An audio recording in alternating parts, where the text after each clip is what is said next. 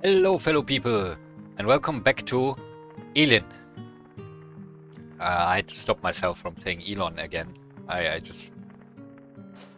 celebrating my joke that I made at the very beginning. Just, you don't have to find it funny. I do. Uh, so yeah, this time we're starting right where we left off, and we are basically ready. How's my inventory looking? Let's auto dump everything. Put the trash here for now. And wow, my earphones were blasting. Okay. Whew. Now I can think better. It was very loud because no. Let's start by doing more of these quests here. So we have this procurement request. That's a random quest. That's not one of the main quests. So we have our first resident, which is the bear cub. You know, of course it has needs and it also speaks. And it says, as you know, there's a critical shortage of shit in Meadow right now. I'll pay you well if you can bring me 7 units of shit. Well, I'm not gonna do that because we don't have any. Yeah. As the cub just said.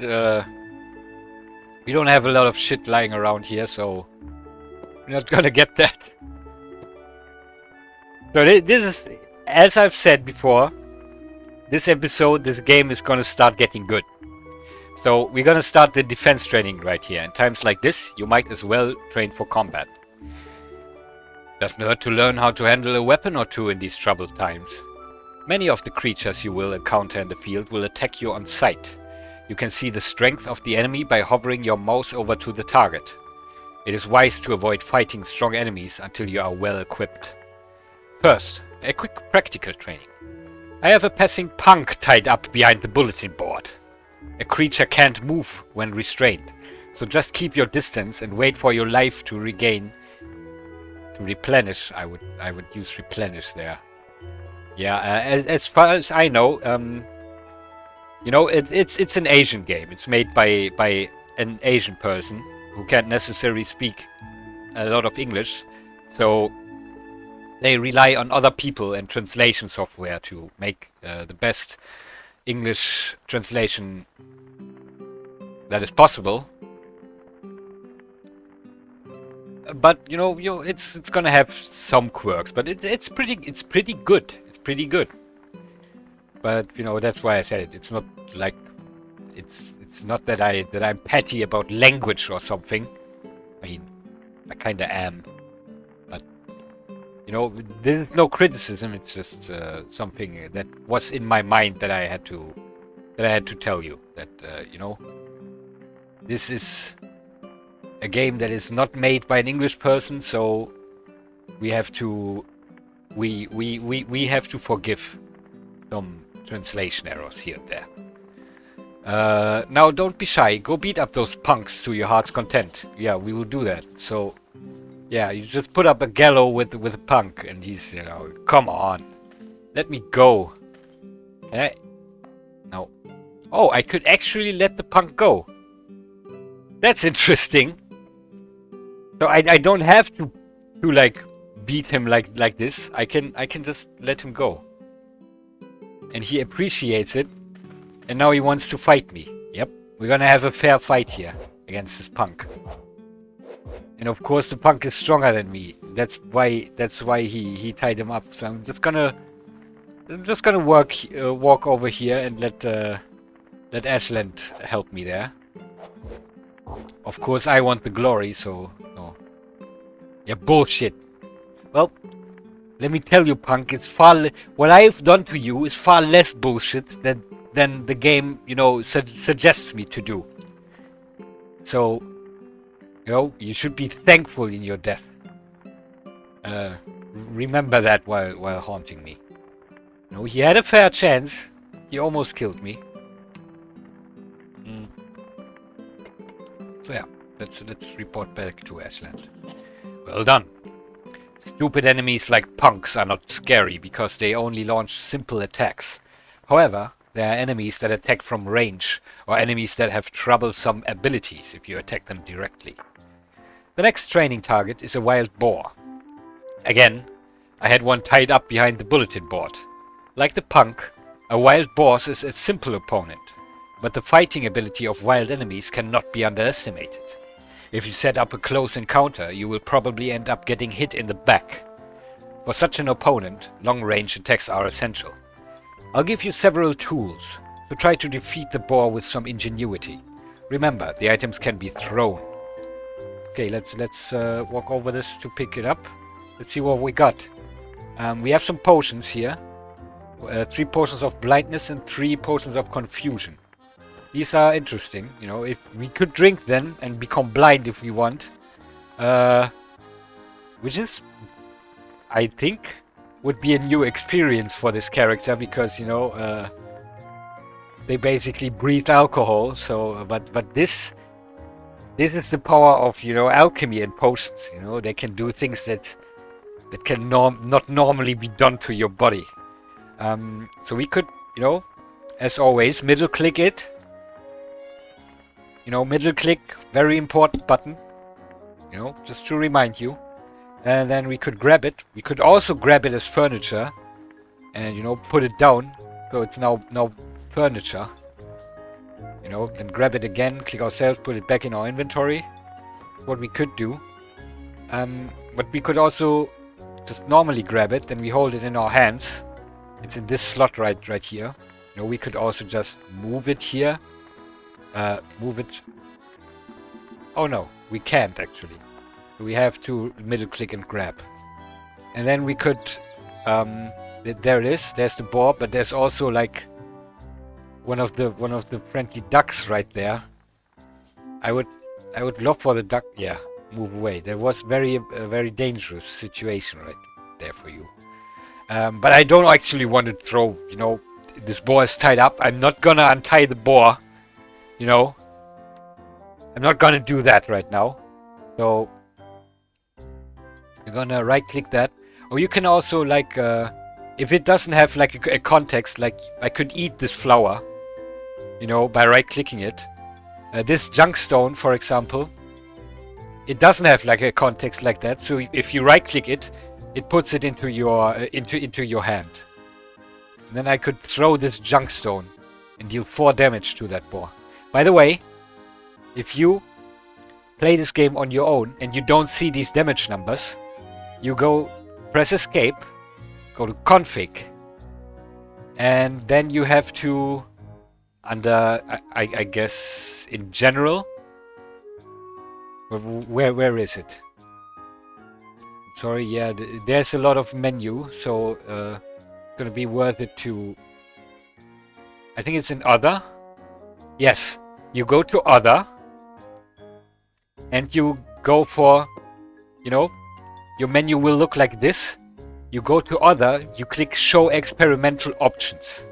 Then you get this experimental menu. And there we have the damage number option.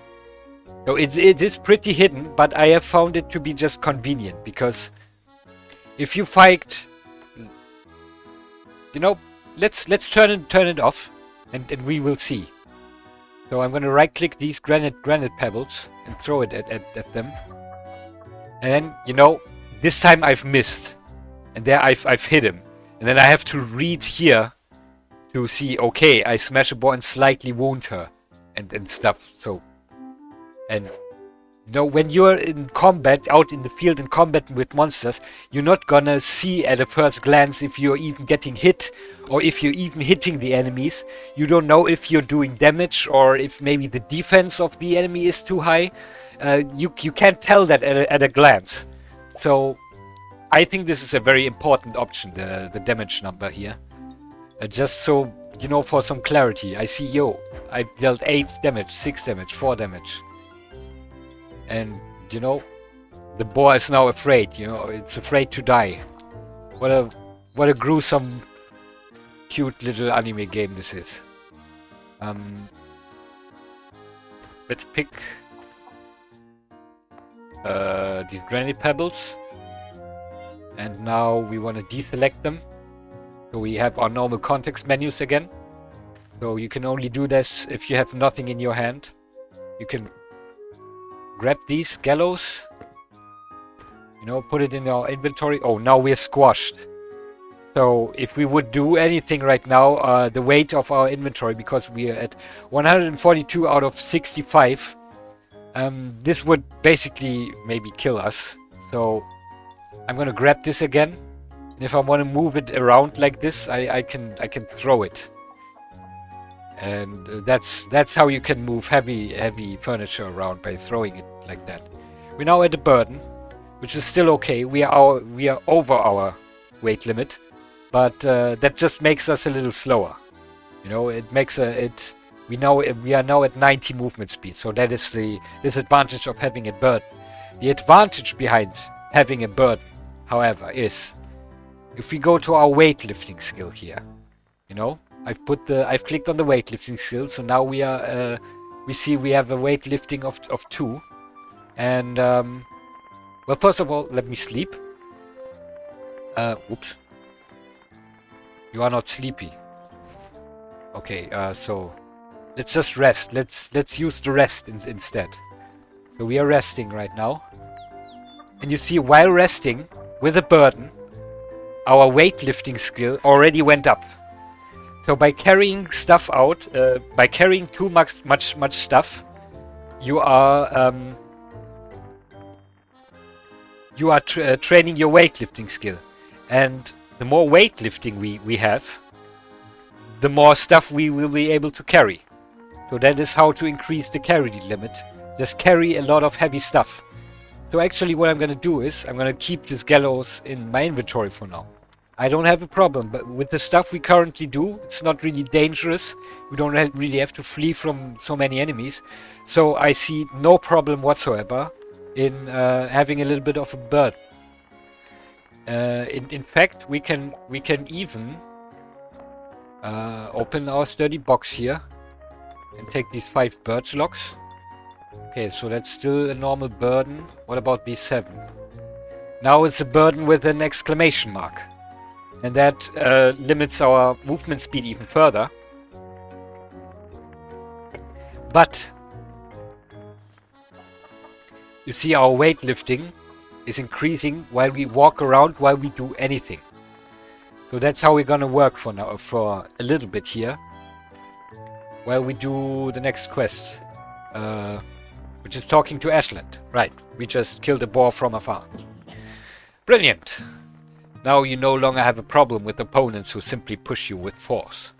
Opponents like wild boars are relatively easy to deal with, but they can surround you, cut off your retreat, or even leave you stranded depending on the situation. It is important not to be overconfident and to have the means to leave the battle at any time. Yes, that is important, so yeah, movement speed is what we want. That is, remember, what we are saving our feat points for. For your further training, I will set a goal for you. The goal is defeat 100 enemies, no matter what they are. North Tyrus is full of dangerous monsters and rogues. You will have no difficulty finding 100 or 200 of them. The number of enemies you have defeated is tracked in the journal, so check it if you lost your count. Okay. Now, we still have... I still have to talk to Ashland one more time, because we made it a torch, but we didn't turn the quest in yet. So we're gonna talk to him again. Good, you've taken your first step as a crafter. There's still much to learn, but I will give you a goal now. The goal is build a house on your land by yourself. It may sound like a lot of work, but if you enclose some space with walls and equip it with doors, you can probably call it a house. I'll prepare some housewarming gifts meanwhile. Go ahead and start building your house. Let's do just that. And let me tell you how to do it. We go to our workbench here. And you see we can make stuff out of grass. Grass wall, grass door, glass floor. And that is how we're gonna make our house right now. And because we have harvested our entire map, every tree, every little shrubbery, we have more than enough grass to make like maybe 25. Let's make it 30. Let's make 30 grass floors. And making floors, doors and walls, like building blocks like this, it doesn't cost stamina, which is great. So we just made 30 floors. Then we're also gonna need, yeah, we have 38 leaves currently, so we can make, let's make 35 walls. Let's actually make 30 walls and then see how many walls we okay, I'm gonna make one door first. Okay, now, yeah. Let's make 30 walls and see how many we need after we've built the house. So I don't think I'm gonna build such a great house. Let's just build a small house that is hugging this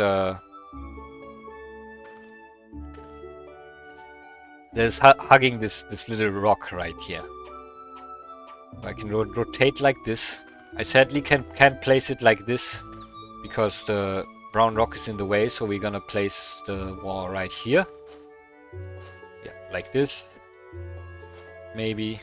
Little house up the hill is fun, isn't it? So we don't want this rock. We can't mine this rock yet, so we're gonna have to kind of build around this rock. Which is fine because this is gonna be a nice little spot. Okay, let's this and that,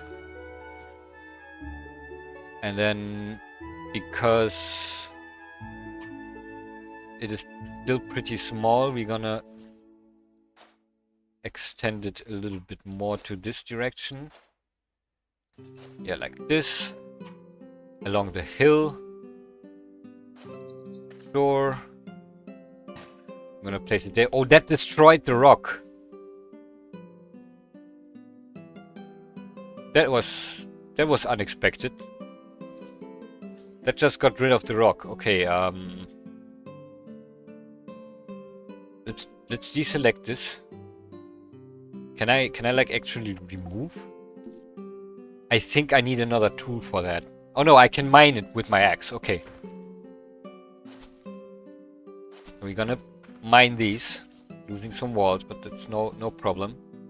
Because now I can make the house bigger. We don't have the problem of the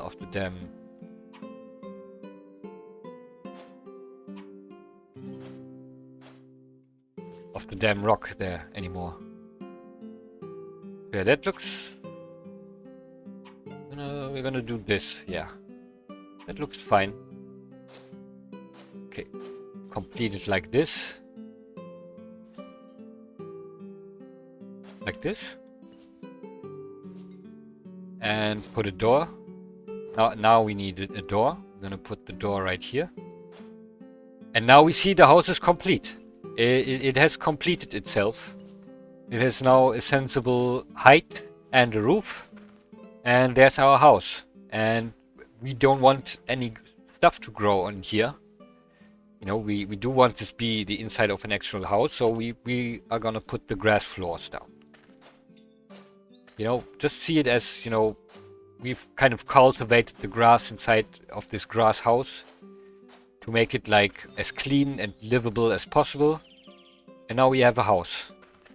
And now, what I'm gonna do, first I'm gonna deselect this. And I'm gonna grab this bed, place it in my inventory.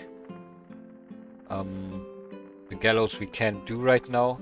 Grab this quest board. We are overweight, but that's still not a oh, yes, it is a problem. We are getting damaged. But, you know, our weightlifting skill is pretty nice. So, what would be a good place for the quest board? Maybe right here, beside the hill. What happens? Okay, I can only replace it like... rotate it like this, so it kinda has to be on this side, I guess, in order to look good. So we could put it right here on top of the hill.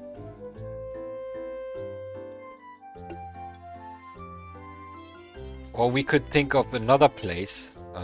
What is... maybe like this? Yeah, I mean we don't have to decide right now, you know. We can move it around as we fit. And we can even put, you know, our bed in here now. So now we've already moved up in the ranks of sentient beings. Workbench, we can why not put the workbench like here? Yep. That looks good. This chest, the fire. Yep, grab the bonfire. Just put the burning fire in our hands, no problem whatsoever. Not a problem. Place it here. Then we have this thing. We're gonna grab it.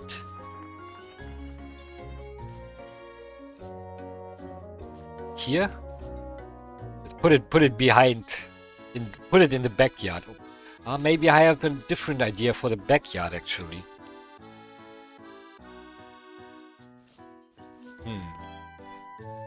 We can also... Oh, whoops. Where's the crystal? There we go. Maybe we put it like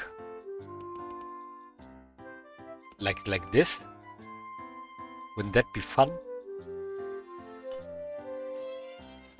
Yeah, look at that. And we can... Yeah, we can still access it from there. So we put it over our workbench, just on as a little lantern. That is... Oh, whoops. I didn't want to do that. I accidentally right-clicked. And we can still access it. So if we access the crystal, you see we can do a recall. Who do you want to recall? So I can revive my allies, or if allies are outside, I guess, I don't know. We could call them back with this crystal. God damn it, I'm right-clicking again. Place. And we could also change the name of our home.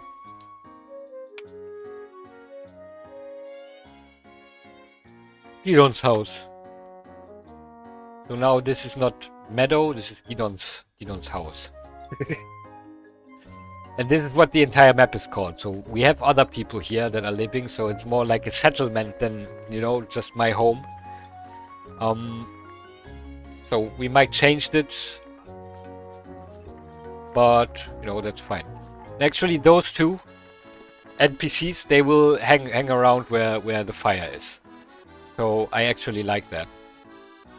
I thought before they would also always stay like in the middle of the map, but they actually go to the fire. That is very, very good to know.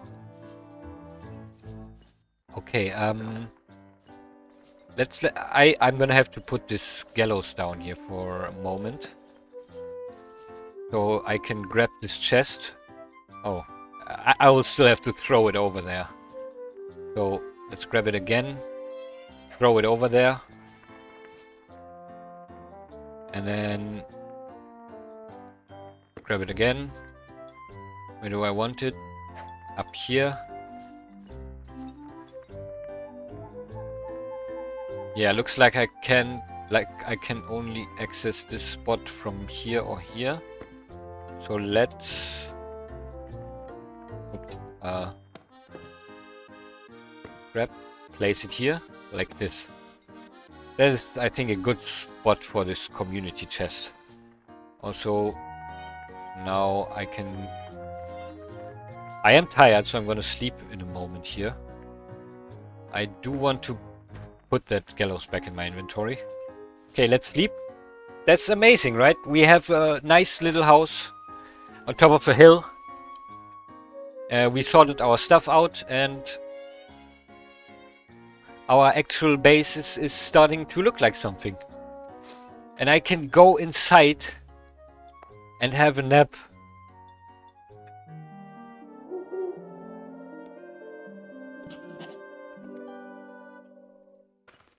Absolutely fantastic. And this stuff, I believe, it will vanish in time. No, that stuff here on the ground. All right, what's next? I have now built a nice house and can report back to Ashland. So you can see the blueberries that we made are already getting stale. You know, it says in the description it is somewhat stale. No problem for now. We should eat this now. Also, we still have the vegetable soup that they gave us in the very beginning. Just gonna eat that now. Stop my hunger. Eat some of these roasted blueberries while I still can, so I can get filled. Let's see, how do I open the lock again? Toggle lock. I want to see if... No, I did not learn a new recipe during sleep. That's fine. Okay, let's talk to Ashland. We are done building the house, as you see. Looks like your house is finished. Congratulations. Now you don't have to worry about staying out in the open exposed to the wind and rain. Now, let me explain a little about houses. The appearance and function of the house you build can be customized by using house boards. Also, when you divide the space inside the house with walls, you create rooms. Each room can then be customized by using room boards. It's not much, but I'll give you a house plate and a room plate. Customize your new house to your heart's content. There we go. And we also got a training dummy, that's nice. We can place this training dummy just... I guess here for now. Yeah, why not? Just gonna stand here. Oh, there's an enemy. Oh god, it did 23 damage to me. Basilia? Please! Okay.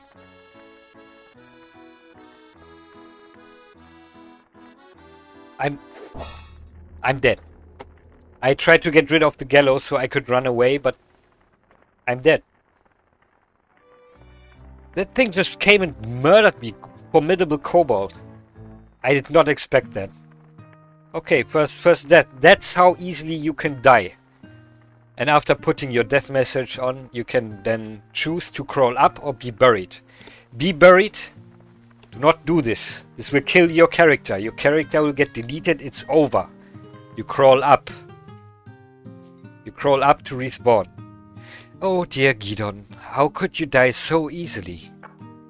How did you even manage to die? But don't worry, I'll bring you back to life as many times as you need. Of course, dying does come with a price. You might drop some of your gold on the spot and your stats might decrease, which is awful, so it's best to avoid it if you can. However, for the first 90 days after you arrive in this land, you won't suffer any penalties from dying. So feel free to take on all sorts of challenges and learn through experience. Hehe. So yeah, this experience was don't fuck with kobolds. I'm gonna equip these granite pebbles and just throw them at the kobold. Okay, nobody else died. The kobold situation is sorted out. And now I need to sleep again, because after you die and respawn, you start with 0 stamina. You know, no mana. So first thing you do is sleep after respawning.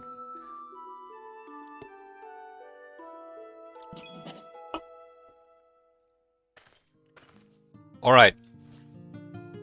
Now we can continue. Change the permissions. Oh, we haven't done that yet, right? Oh, we did. We just have to turn the quest in. Talk to Essence. Looks like you've successfully set up a shared container.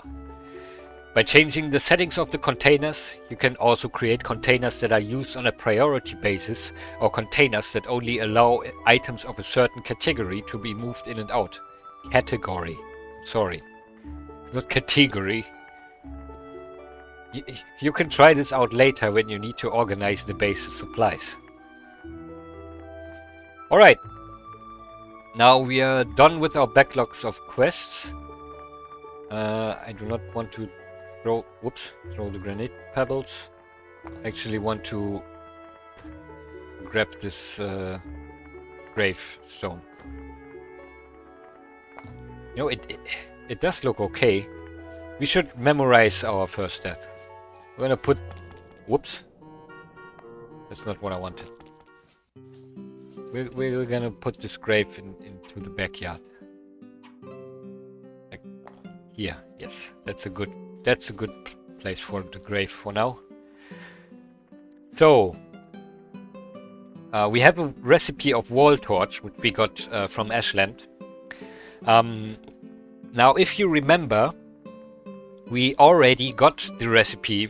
We have already learned to make a wall torch from sleeping. We got the recipe in our dreams, right? So it says learned ×1. Now what you can do is you can still use these recipes, and then it says you improve the recipe of wall torch. So that we can now make better quality wall torches.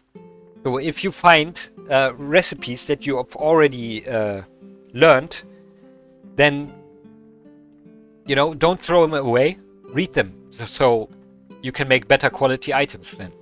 And we got a signboard workshop. And now, let me show you this house plate that we got. So that is an item, right? We right-click it. Right-click it. And we can place it on our house like this. Place. And from...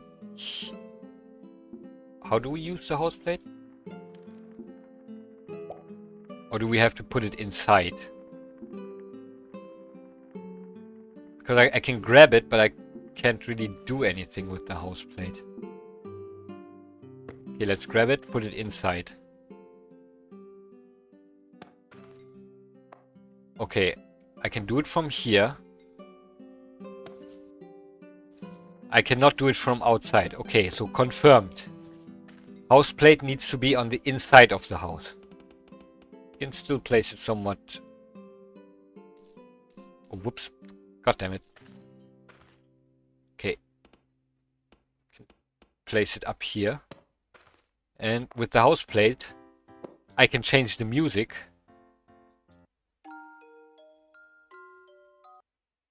Interesting.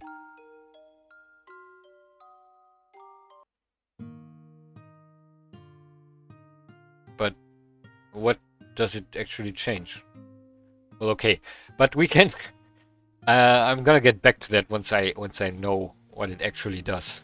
Go to edit appearance here, and that is an amazing thing. You can let me. Oh, I can't close the inventory at this moment. Okay, let's go out and do this. Close this thing so we can see the entirety of our house. So we can choose from templates here to change the look of this house. You know, Durfee wall, Noel house, Palmier house. You know, we can do this, which I don't want to do for this house because our house is made of grass, you know, but maybe I do not want to apply a template. What was it on before? It wasn't like this before.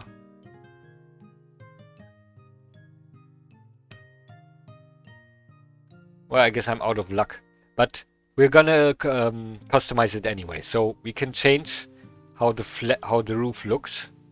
We can do a flat roof or a flat roof that is a little bit lower. Or like a normal roof like this. I'm gonna keep the flat roof. But we can now change, you know, the stuff it's made of. So I can give it like this straw thing. Oh, and then the roof blocks, yes. The roof color should be back to like greenish. Greenish like this. Make it a little bit like before. And then the roof block needs to be something like...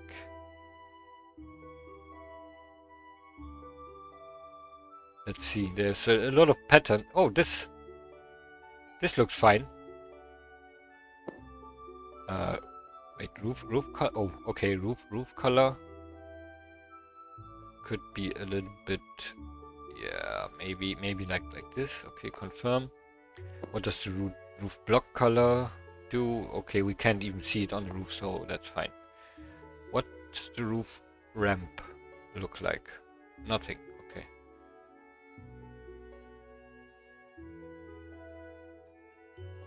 Okay. Okay, I like the way this looks. And we can adjust the wall height. You know, we can make towers, but you know, it doesn't really look all that good. Is 3 okay? No, I think this is actually a good height, and then you can, you know, do a little bit of precision work here. I don't want to do that either. But then we have deco for the wall foundation, and there was something that I liked looking at. Yeah, this looks okay. I do want to make it maybe a little bit more like like the wood it's made out of. Probably to be a little bit redder. Yeah. All right. I'm just gonna be okay with that. Wall deco. No. Wall deco foundation with a wall deco. Oh yeah, right. We can adjust the height so we can have it be like here, right? And then we can add something on here. Maybe this. Well, I want it to look good, so it has to be like up here. This can it be a little bit higher then? It's kind of sad that it protrudes out of there. I don't really like the look of that. So I might just not do any more decoration here. Yeah, that's fine. So then I go back to this. So now we've customized the look of our home. Oh, whoops! Do you want to do that? Wow, that doesn't look.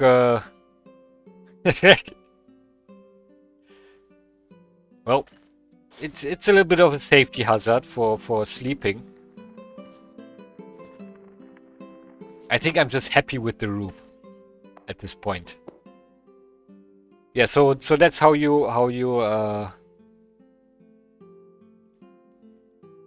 customize your house. But I think this is fine. So it's back to normal. And then we have a room plate. You know, this does a different thing. We're gonna place it down here as well.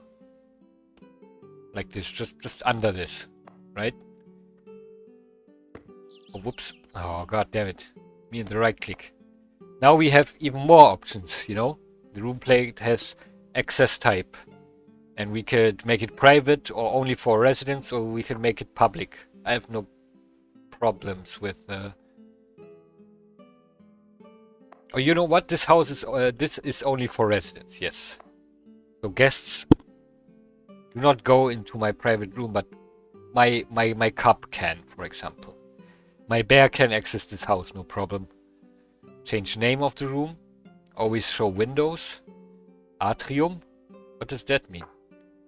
Oh, so that's just like open now.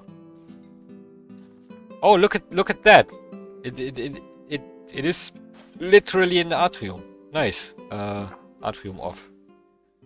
Limit height. Change group.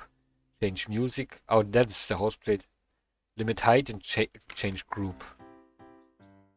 Well, I'm gonna figure that out at some point. So that's the house plate and the room plate, which is great. So is there anything else? No, I think we can continue. Oh, so there's this gallows still lying around here. And put that back. Okay, let's see what else. We have 3 new quests. You know, there's a critical shortage of shit in Gidon's house right now. This bear cub will just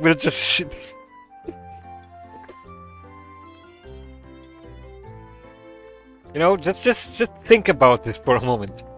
My pet bear, which I have just allowed into my house, has clearly stated its intention publicly. Its intention to shit into my entire house. That's what I call immersive, emergent storytelling. Okay, so let's do this first quest here. Lost puppy. It's not that I dislike humans, but I've always found a deeper connection with animals. I often end up taming animals I come across whenever traveling. Before we arrived here, a cute little puppy grew attached to me. It followed us everywhere. The puppy, curious as it was, ran off after something while we were resting and didn't come back. There was a cave near where we resting. There was a cave near where we were resting at that time. I'm worried the puppy might have wandered deep into it. It's not a very dangerous place, so can you go and look for the little one? The cave is just northwest of here. Yep. So that is our first quest, to go into a dungeon. We're gonna just press X on here. It's still gonna be in our journal. It's just not gonna be on this side here. Okay, let's see what else we can get. We are not gonna go into the puppy cave yet, because no equipment whatsoever. We're gonna work on that. Tax liability. It pains me to dampen your enthusiasm as you're eager to settle in your new home. But this is something you will eventually learn anyway. This land is certainly yours, and you are free to do with it as you please. However, as long as it exists within the territory of Mycelia, every asset on this land, down to the last head of livestock, must be recorded in the tax ledger. You will regularly receive tax bills, and be warned, those who fall behind on their taxes face a grim fate. Well, it's going to be a while yet, don't worry now, just keep developing your home. Alright? So yeah, we are gonna have to pay taxes or die, pretty much. That's the situation we're in. Okay, next one, Frontier Inspector. There's someone I want you to meet. You've come at a good time. I haven't mentioned this, but it's customary to have a Frontier Inspector in Mycelian colonies. Inspector may sound strict, but no need to worry. They're more like helpers who assist with your land's development. Well, if you prefer to live freely without any unnecessary meddling, I can arrange things in Mycelia for you. The choice is yours. What say you? We want the help of the Frontier Inspector. He's a cool character. I mean, he's a character in the story, in the game, so let's get him here. I thought you might say that. In fact, I've called in an excellent inspector I know for your land. He's a bit difficult in personality, but his work is solid. Allow me to introduce my friend and the finest Frontier Inspector in Mycelia, Loitel. What is this? A promising land where coins will be flying everywhere, you said, so I came. Did I mishear?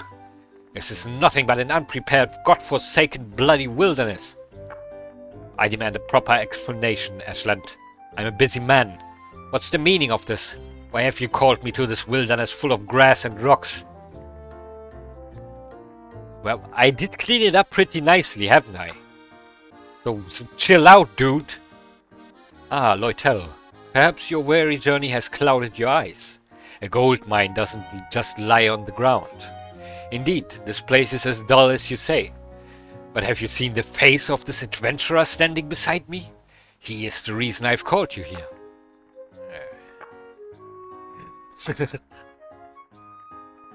I mean, I do look like business, right? I have an eye patch, a beard, and everything. I'm an adventurer rank E, but, you know, just look at my face, dude. You're telling me this clueless looking adventurer is the gold mine? Yes, that's right. If you insist so much, I suppose I can take on the job. I'm not particularly enthusiastic, but I owe you and Fia a great deal. But good grief, this is really just a wild land as far as the eye can see. Normally one would prepare adequately before embarking on a new land, you know? Well. Well, adventurer, you got that? Let me introduce myself again. I am Loitel, the first-class Tsundere Frontier Inspector of Mycelia, serving as a court advisor and financial officer. I like fine Olvina wine and efficient development plans, and I hate incompetent pioneers. With my experience and knowledge, this land is bound to succeed, though much depends on your effort, of course. Well, do your best. Loytel may be stern, but he's sincere. He certainly aid in your land's development. If you're unsure about anything regarding the management of your home or life in Tiris, he's the one to consult. Yes, let's do that. Aslan likes me now, that's nice. Okay, actually I wanna put away some stuff. Let's put away these. Keep the illusion of order. There must be order. Okay, there's two types of oh yeah, I put them into my inventory, so I was burned. I remember. Okay, now we have Loytel, and Loytel is also a resident. And no, not yet. Let's do this first. First shipping box. Time to make money. Why so glum? There's no need to shrink away. I may feel somewhat tricked by Aslan's persuasive words, but working leisurely surrounded by nature isn't too bad. When you're an inspector of my caliber, works from renowned nobilities in Mycelia come flooding in non-stop. Perhaps my weary soul needed this brief respite in a tranquil meadow. Rest assured, I'm almost grateful to Aslan right now. I'll handle my tasks diligently, and the future of this land is practically guaranteed with me in charge. Okay, I take it back. This is not the tsundere character. This is not the tsundere desu. Now you must have your plans. But we need to earn some money above all else. Abundant funds are essential for the development of a new land. Hot baths, plush beds, and the scent of a sweet wine are not what you need right now. First, we enrich this land from its roots. The quickest way to earn money is to ship items from the shipping box. Once you can cultivate fields and harvest crops, it'll become a steady income. Huh? What's with that look? As if you've never heard of a shipping box before. What a revelation. There's no shipping box in this land yet. Is this some sort of primitive era? Here, I'll give you the materials to make one.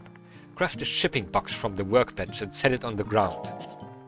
And remember to use the palulu wood I gave you. Palulu wood. The shipping box must have the chic and elegant color of palulu wood. I won't tolerate anything else. It offends my aesthetic sense. In case you don't know, you can click on an ingredient icon in the crafting screen to change an ingredient. Alright. Boom. So he gave me some stuff, some palulu logs. Let's go to the workbench. Craft. Where is it? Where is it? There it is, the shipping chest. So 2 oak sticks, 2 grass strings. And as you can see, we can choose from the materials. We could make it out of rosewood. As you can see, it has 30 more hard and heartless. But we're just making it like a shipping chest. And also, you know, Loytel wanted us to make it specifically out of palulu logs. So we're gonna do that. Make the shipping chest. And this is, you know, our basically our Stardew Valley chest. Or Harvest Moon chest. Where am I gonna put it? Maybe down here, yes. Let's just put it here, the shipping chest. Oh look, they're using the training dummy. That's nice. And now we want to talk to Loytel again. A nicely colored, calming shipping box. Finally, a ray of civilization shines upon this untamed land. Items in the shipping box are automatically collected every morning, and the earnings will be sent directly to you. Ship a good amount of items, and you'll even get some gold bars. I have a headache, so I'll rest for today. But try throwing some items into the shipping box. So yeah, the shipping box. You know, we can access that shipping box. We can just put stuff in it. For example, this letter. We've already read that. We could put our trash in, for example. I mean, this is not gonna sell us. This is not gonna make us money, but you know, the trash disappears.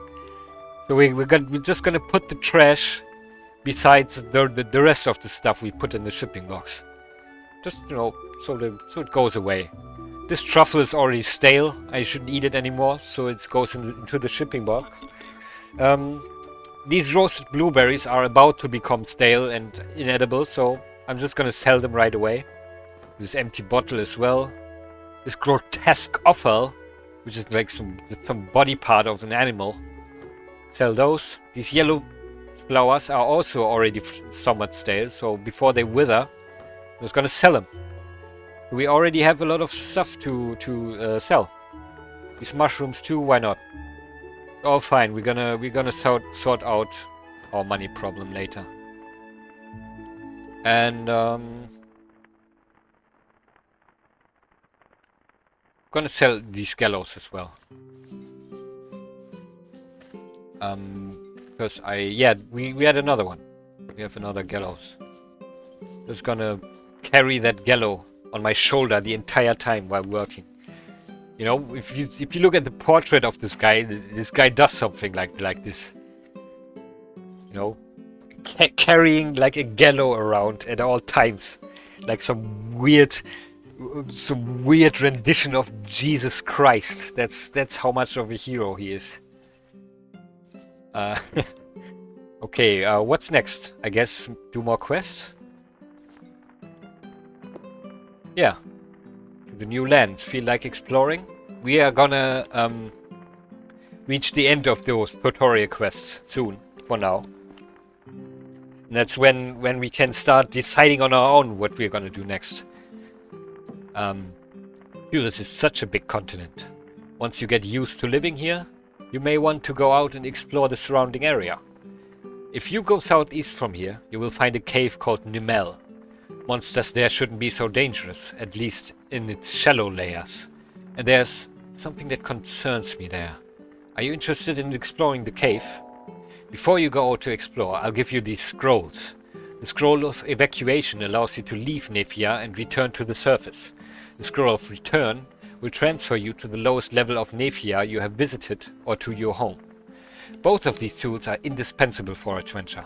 Make the most of them. Alright, yeah, thank you for the scrolls, that's great. So we do want to see what else we have. And then I'm gonna tell you what the plan is. Come here. It seems you're getting accustomed to life around here. I'll give you a few craft recipes that might be useful in your future endeavors. Ash mentioned assigning you to explore the cave. Nymel, also known as the Graveyard of Winds, has been the site of numerous strange occurrences for years. I can feel it too. Something is happening deep within that cave. We don't know what dangers may await, but be extremely careful. May the wind always follow you, Gidon. Okay, thank you. What did I get? Some recipes. Nice.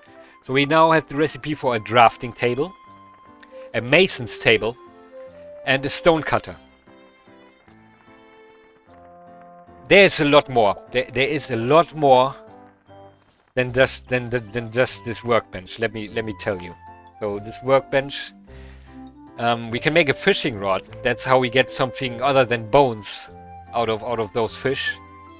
But we can also make a lot of stuff like a sawmill, a carpenter's table, you know, a tinker's table, a signboard workshop, a stone cutter, a mason's table, a drafting table. All of this.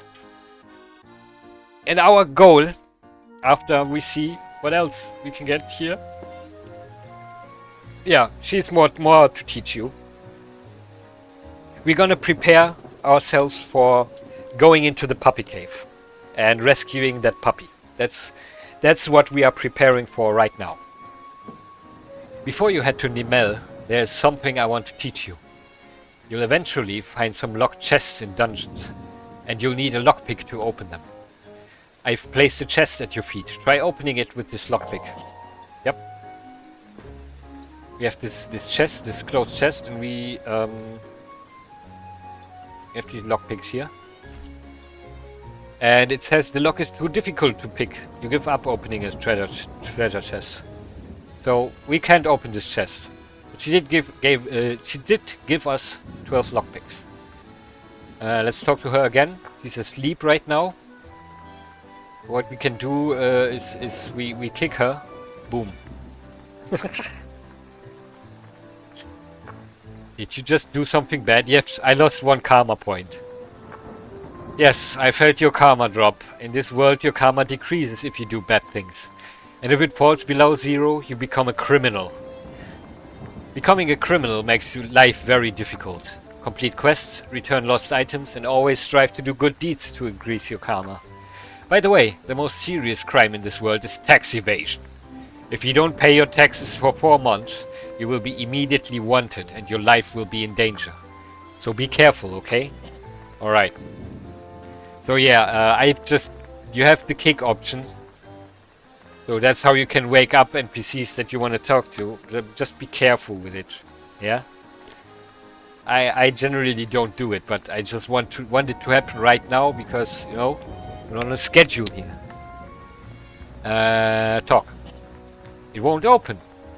Yes, that's because I've carefully locked that chest. Even if you have a lockpick, you can't open it if your skill is too low. Remember that. You can have the lockpick and the chest. When you become a seasoned adventurer, you will surely find the contents within useful. Nice. And she liked me for that, so no problem. Deselect. I don't want to use the post of confusion. So I don't want this chest here, so let me grab it. I'm squashed. So we're gonna... yeah. Grab it. Throw it there. Grab it. Place it there. Yes. Just gonna sit here. In the house. I won't be able to open it for quite a while. Alright. Is there now anything else? No, we are done. Oh, by the way, we have like an adventure rating here. Some, you know, NPC adventurers. We are not the only one. You see, we have the Shadow Witch Werner at the top here. Most renowned adventurer in these lands. Right in the middle at the down rank C, we have Without Thing. That's the title of this hero, called Casalot. Right down here we have the Crimson Poet Gidon, the only adventurer that's rank E. So that's where we stand. Isn't that amazing? So now we're gonna work on delving into that puppy cave, right? We want a weapon. At least we want a weapon. So that is our goal. We are going to craft ourselves a weapon. Now, what kind of weapon do we want? We gotta decide that before we want to, you know, commit to something. If we look at this, the skills that we have, we are good at longswords, scythes, pole arms, and axes. And we could also do martial arts, you know, and maces. We could pretty much any melee weapon we're good at. Even short swords. Even though short swords, as you can see, the attribute of the short sword is dexterity. We have 10 dexterity, but we have 22 strength and 21 endurance. So our best options here would be something that scales with strength or endurance naturally. So we could go for a mace. We have 21 endurance, so a mace would already be good to have. But I think, you know, an axe or a longsword is even better, because that scales with strength. And if you see the longsword here, we also have another strength skill right here, which is two-handed. So what would our ideal weapon be? It would maybe be a two-handed axe or a two-handed longsword, right? Anything that we wield with our two hands, we want. And then we're gonna get a big bonus because we have 22 strength and we are using 2 strength skills in our combat. So our goal will be to get a nice axe or a nice sword. And as you can see on the workbench here, we can make no such things as a sword. So we're gonna have to make some more crafting stuff. Let's start with making the sawmill. It costs logs and it costs stones. Let's make that right away. Okay, press escape. You automatically have it in the hand. And I want to make a little bit of a crafting area. Like maybe put it temporarily like here. It's gonna be a little bit of a crafting area. I mean, I could always like make it a house, maybe. But right now I don't feel the need for it. So now we have a sawmill. And in the sawmill, we can make other stuff. We can make logs into planks, for example. So we don't have to put the logs on the ground and right-click them with the axe. And yeah, it just makes better logs. So we can take these cedar logs, for example. Here we have 4 of them. We can click them. It will make all of the 4 cedar logs into planks, as you see right here. And this is everything that's in our chest. You see, we also have like birch logs and rosewood logs in our inventory, and we can right-click those to make planks out of them as well. This up here is what's in your in one of your chests. So that is how you access your global chest inventory. So we just made 8 planks, which is pretty good. We also have like 4 palulu logs. Let's make 8 more planks. And that does cost stamina, as you see. It costs 1 stamina per unit right now. When we get better at the skills, it will cost less and be more efficient. And we can also make branches into sticks. This is why you also want to chop down trees that have not fully grown, because those give branches. And you cannot make branches out of logs, so you can make sticks. And sticks we need, for example, to make new tools and stuff. So we are also gonna take like 4 of these oak branches for now.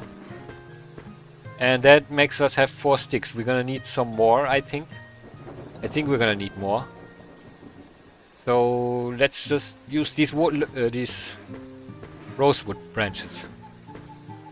And it's always good to have a number. That's why I don't make like 1 birch branch, because for some recipes you need 2 branches, and you cannot mix and match them. So it has to be 2 birch branches. If a recipe wants branches and I want to use birch branches, it has to be all birch branches. So that's why I like to make stuff like planks and sticks. I want to make them in bulks. Alright. So now we made and used a sawmill and have some access to better crafting materials. So I actually want to see if I can make... No, I can't. I cannot make any storage yet. So maybe the next thing we want to make is the carpenter's table. You see, we just made some planks. Oh, and actually we have some of the... Okay, I finished dumping. Right. I made some... I made some rosewood planks as well. Right, and the oak planks, I have cedar and palulu. Right, now I understand what's happening. Okay. Okay, we just made some planks, and that makes us able to make the carpenter's table. And I will use the rosewood planks here. These are enough. We can also choose the stones we have, but we have only granite stones right now. Make the carpenter's table. Great, we now have it. Gonna place it down right next to here. Now we take a look at the carpenter's table. And look at this. We can make a wooden weapon. So let's do that for now. And we can also make like a pair of light gloves. We would need needles for that, which we are actually gonna do. So yeah, before we go into the puppy cave, we're gonna make some stuff here. For example, we're gonna make a boomerang. This needs 4 planks. And I'm gonna choose the... sadly, I don't have the rosewood. I would have liked making it out of a little bit of a harder material.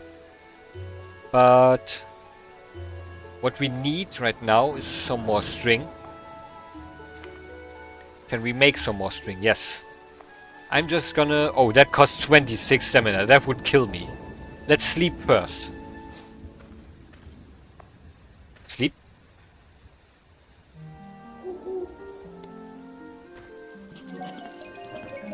And overnight, the stuff that we put into our shipping chest has sold.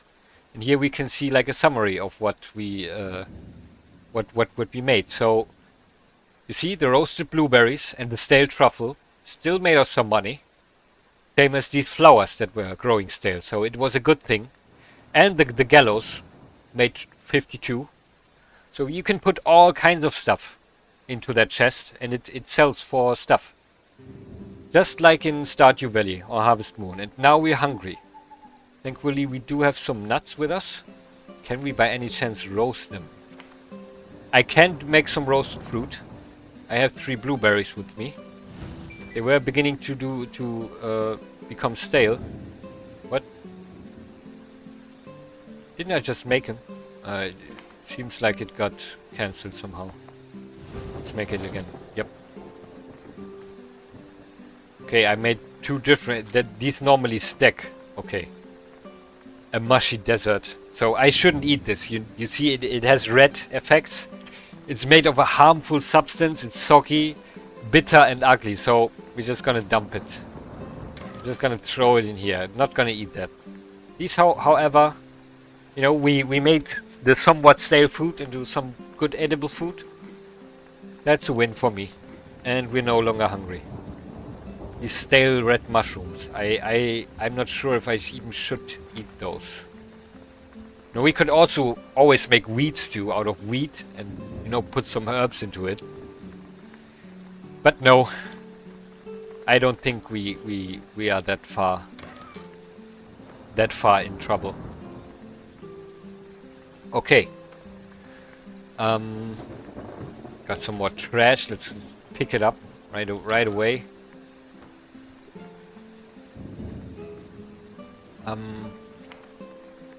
What do we want to do? Yes, boomerang, and we want to make some string. Right, so we go back to our workbench here. And I don't mind walking. I don't want like one... I mean, it's gonna end up like that at some point, but I don't mind walking. I don't mind having an inefficient setup for my crafting stations. No, I'm a little bit of an aesthetic kind of guy. Yeah, that kind of guy. Now we can afford 26 stamina to just make all the strings. So we have them. So it won't be a problem anymore. Put them away, deselect, actually just put them in the chest. Great. Now we can make... Let's first make a wooden weapon. Now the thing about this is... The wooden weapon is made out of logs. And if we take these rosewood logs, they have 30 more hardness. So this is going to be a better weapon. And it's going to take strings and sticks. We could also take the rosewood sticks just to make a good, relatively high quality wooden weapon. And the thing is, it's going to be a random weapon. It's for combat practice, it's not going to be great. And it's going to be a random weapon as well. So we made a short sword. Rosewood short sword. You see? It does deal damage. It is a sword. And we can use it, but let's try making another one. And this time it's a spear. So this categorizes as a pole arm. Let's check this out. Pole arm is... We could use that. I'd rather use that than the short sword. We are, however, gonna keep this short sword because we can make something else out of it. Let's do it one more time. And it's another spear. Okay. Now I'm just gonna put these. I'm gonna put this spear into that chest, and it's a shared chest. So if anyone needs a spear to equip, they will absolutely go here and pick it up. This is not stale yet. Just checking if some of my perishables are getting stale. Yeah, these mushrooms somewhat stale. Before they rot, I'm gonna sell them. Alright. So I'm gonna equip the spear for now. And I believe I'm two-handing it. We can check it out. So if our two-handed increases, it's also I might not need to like have basically mining. I'm gonna just clean up crafting. Yeah, this is what carpentry I don't wanna. So pole arm. Carpentry I wanna put away, so now I do wanna track my two-handed and my pole arm. So I can see if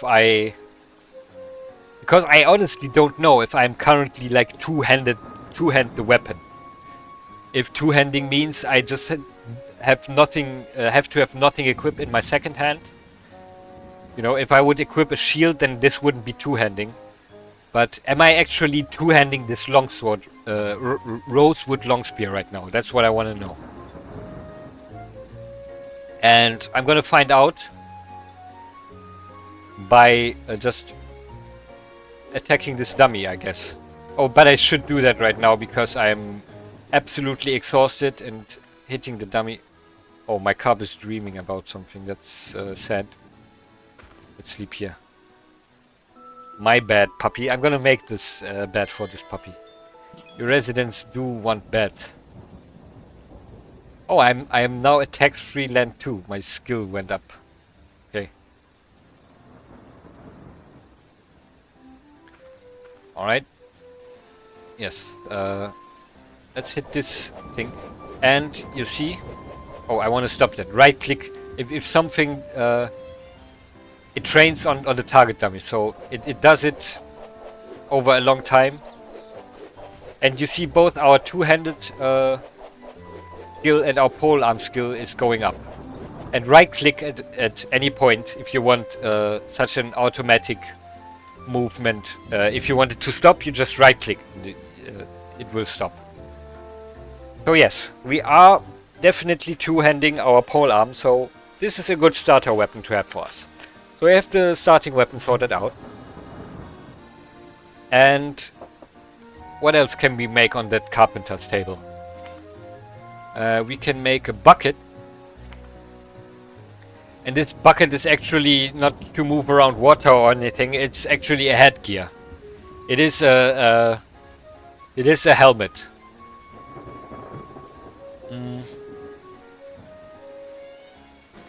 Guess it doesn't matter, so I'm gonna make a birch bucket. So we could also use like the fish bone, and that bone is made out of raw food, which is interesting. It is not as, you know, raw food has a hardness of 1. We'd rather use the normal bones. We could also use runes, you know, just to make, but that's a later game. We don't have any runes yet, obviously. But you know, that's optional. Let's make this bucket. We got a birch bucket, which gives us 2 protection value. As you see, if we go to our character here and go to profile, we currently have 0 of anything. So this shirt here, it doesn't give us any protection. We might as well like not wear it. This bucket we can wear, and it's a helmet. We can do that. We can also make a pair of shoes. And can we use anything else? We don't seem to have anything better, so let's just make a pair of shoes here. And that does nothing, but we now have a pair of shoes. Great. Absolutely fantastic. Also make a bow or some scrap or a door or a chair or a desk. But the only other thing we are doing now is make the boomerang. And yeah, just make it out of Palulu, I guess. Make the boomerang. And this is a great weapon. So this goes on the hotbar. This is not like a weapon that you equip on your hands. This is what you just have on your hotbar, and then you can press 1 at any time, and then you have the boomerang in your hand. You can throw this boomerang, but it comes right back. That is the good thing about the boomerang. And it's a throwing weapon that does damage. It is pretty good, as you see. 2d7 plus 3 damage. Pretty good boomerang. Our spear, for example, does 3d3 plus 0. No, but you know, we do have a much better melee skill than we have a throwing skill. We gotta keep that in mind. Our throwing skill actually is at 1, and it scales with dexterity. So the boomerang is not gonna be our most effective weapon, but it is, because we're a melee character. These are free hits from afar until, you know, the monster catches up to us. So now I think we could go further. We could go much further down the production chain. But we are almost ready to do the thing. We're almost ready to go into the puppy cave. And I'm just eating, you know, this bamboo shot. I can just eat it to get rid of our hunger. And we do have another quest here.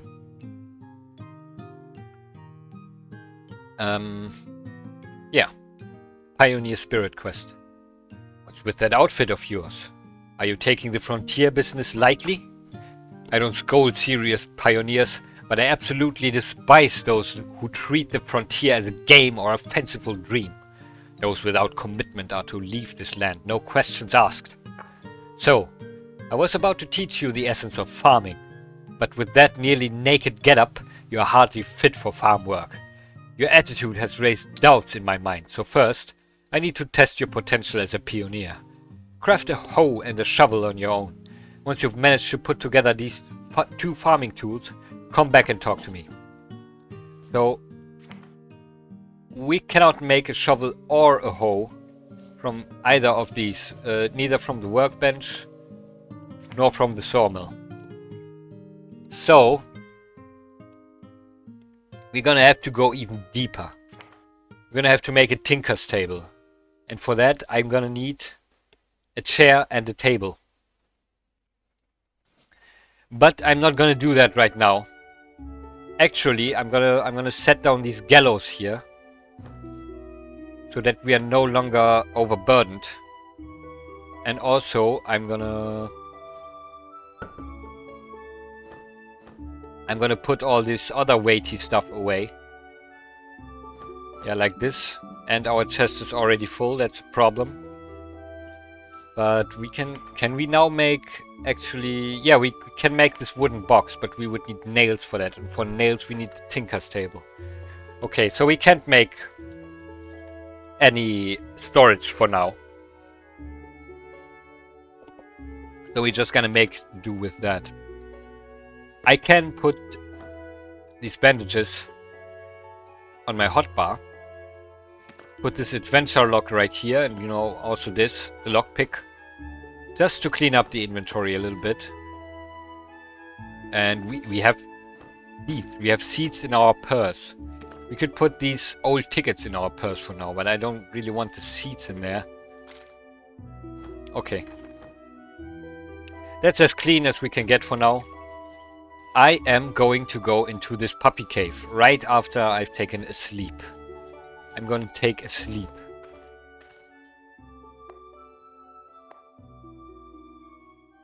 I believe British people would call it that.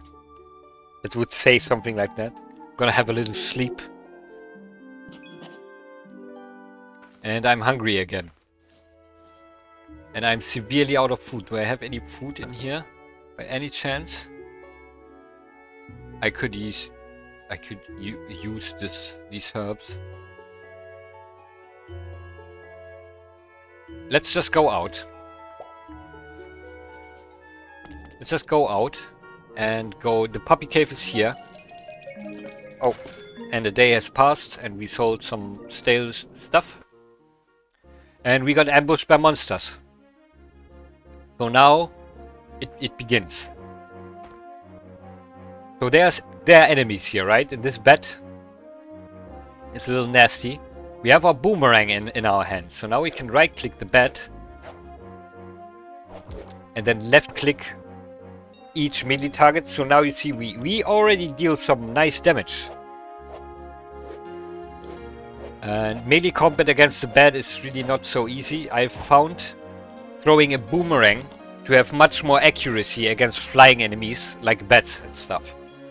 And also this eye, this floating eye, you don't really want to engage the floating eye. You want to keep your distance from the floating eye.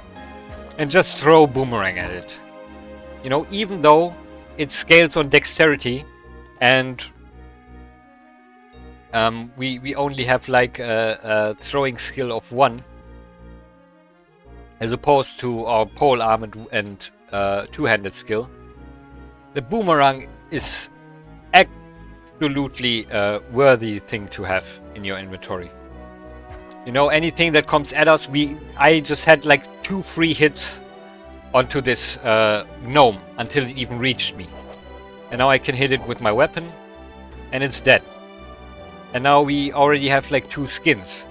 Let us remember an earlier time where we tried to make like a sleeping bag, right?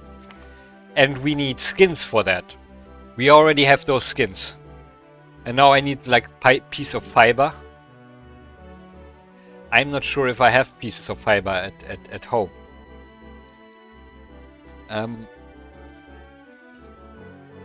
Let me take out the axe and collect some more of this stone right here. Like always, you have the tools with you, so whenever you're like out like this, out and about, it's always a good idea to pick up the stones and chop down some wood, because that's what you need. That's what you need all the time. Especially, you know, these boomerangs. No, these boomerangs. Okay. Alright, when you use middle click, you don't have to click deselect down here. You can just use middle click to put away your boomerang, for example. And you can harvest these berries, but make sure to have your axe out, because that actually harvests the berries faster and it costs less stamina. What you want to look out for right here is this basalt stone. Basalt stone is a really good find, because you see the hardness of the basalt stone is 52. If you compare it to the iron axe right here, that has a hardness of 56. So if we want to make a pickaxe that is actually better at this axe, we want basalt stone. So basalt stone is very valuable, and if you see a black rock, you should really collect it. Also bones. Whenever you see bones, collect those. They're also used in a lot of things. Damn, my throat starts feeling funny. Because I'm talking a lot. Blue grass. We get something? No. Okay, so we collected 2 berries. That's cool. Let's go home for now.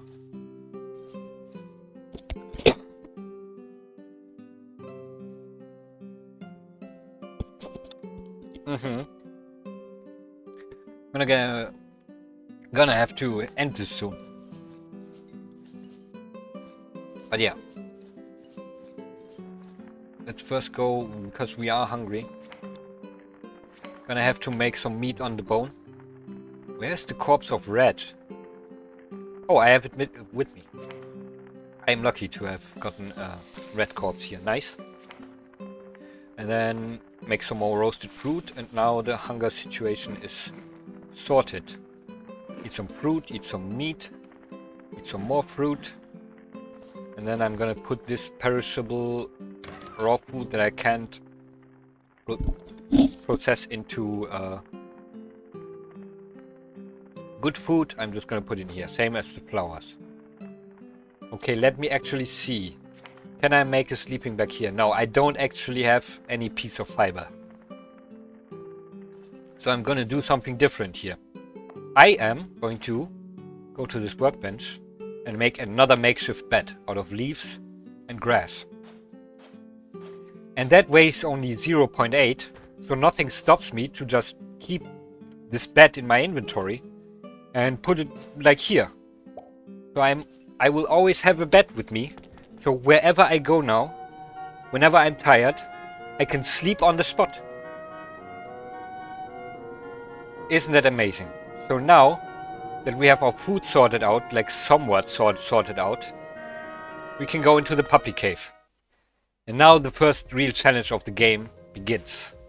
This is where we delve into the dungeon. But I really have to take a break. I have to drink something. So I'm gonna end this episode here. I'm gonna thank you all for watching. Next time is gonna be even better. I promise you. This game is great. Man, I'm enjoying myself right now. Thank you for watching. If you've gotten to this point, thank you especially. You know, dear Philosophocat, you're probably the only one that's watching right now. I appreciate you. Thank you very much. Goodbye. See you in the next one.